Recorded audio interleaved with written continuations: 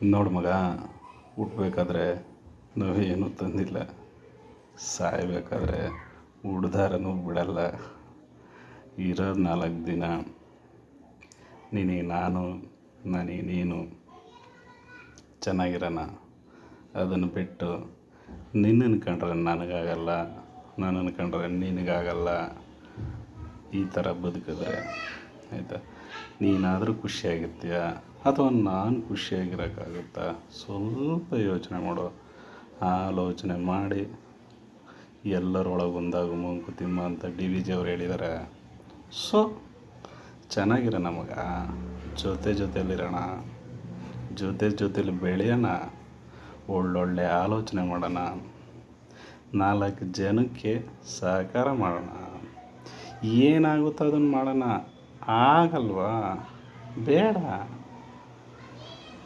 ಬೇಡವೇ ಬೇಡ. ನಿನ್ನಿಂದ ಆಗೋ ಸಹಾಯ, ಆಗದೇ ಇರ್ತಕ್ಕಂಥ ಲಾಭ ನಷ್ಟ ಎಲ್ಲ ಒತ್ತಕ್ಕಿಟ್ಬಿಡೋಣ.